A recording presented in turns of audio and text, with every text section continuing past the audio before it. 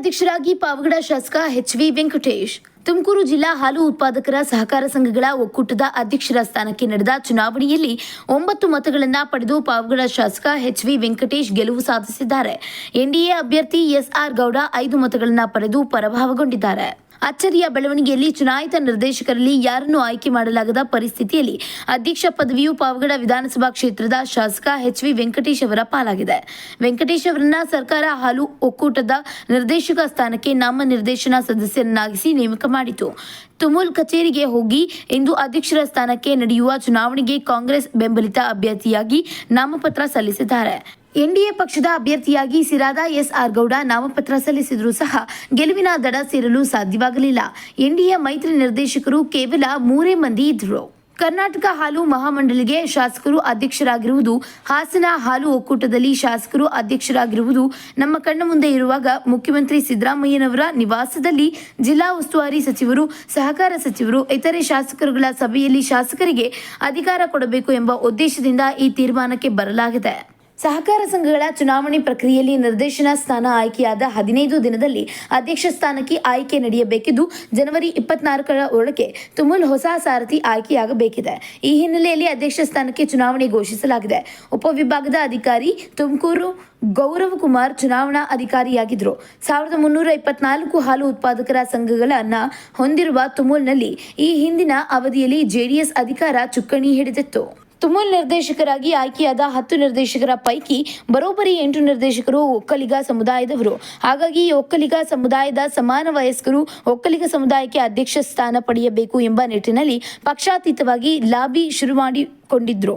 ಹಾಗಾಗಿ ಕಾಂಗ್ರೆಸ್ ಬೆಂಬಲಿತ ಬಿ. ನಾಗೇಶ್ ಸಾಬು, ಕೆಪಿ ಭಾರತಿ ದೇವಿ, ಎಚ್.ಎನ್. ನಂಜೇಗೌಡ, ಚಂದ್ರಶೇಖರ ರೆಡ್ಡಿ, ಬಿಜೆಪಿ ಬೆಂಬಲಿತ ಡಿ. ಕೃಷ್ಣಕುಮಾರ್, ಎಸ್.ಆರ್. ಗೌಡ, ಸಿದ್ದಗಂಗಯ್ಯ, ಸ್ವತಂತ್ರವಾಗಿ ಗುರುತಿಸಿಕೊಂಡಿರುವ ಸಿ.ವಿ. ಮಹಾಲಿಂಗಯ್ಯ ಸೇರಿ 8 ಸದಸ್ಯರು ಒಂದೇ ಸಮಯದವರಾಗಿದ್ದು, ಎಲ್ಲರೂ ಇದೇ ಮಾನದಂಡದ ಮೇಲೆ ಅಧ್ಯಕ್ಷ ಗಾದಿಗೆ ಲಾಬಿ ನಡೆಸಿದ್ರೂ ಫಲಪ್ರದವಾಗಲಿಲ್ಲ.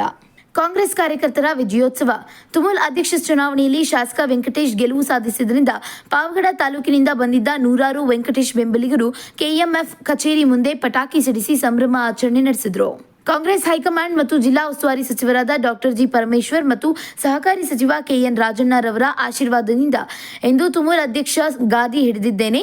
ಎಲ್ಲ ನಿರ್ದೇಶಕರ ಸಹಕಾರ ಪಡೆದು ಉತ್ತಮ ಆಡಳಿತ ನಡೆಸುತ್ತೇನೆ ಎಂದು ಮಾಧ್ಯಮಗಳಿಗೆ ವೆಂಕಟೇಶ್ ಪ್ರತಿಕ್ರಿಯೆ ನೀಡಿದರು.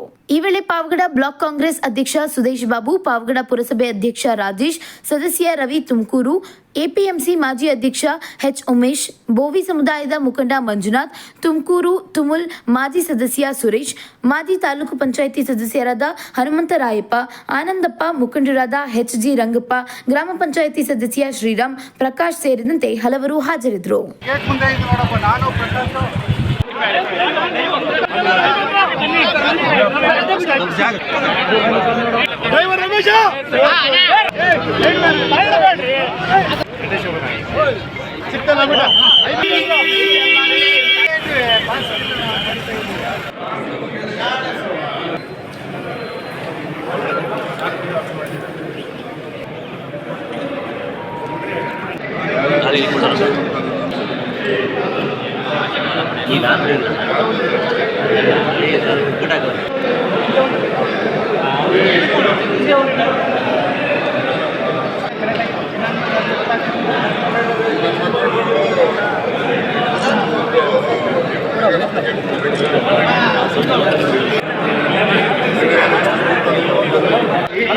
ಗಾಡಿ ಮುಂದೆ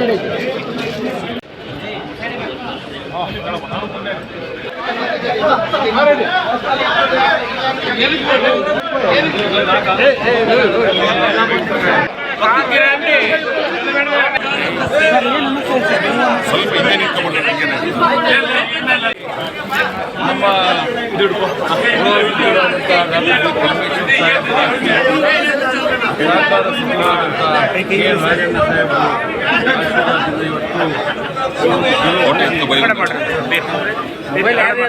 ಒಂಚೂರು ಮುಖ ಕಾಣ್ತಿಲ್ಲ. ಎಲ್ಲ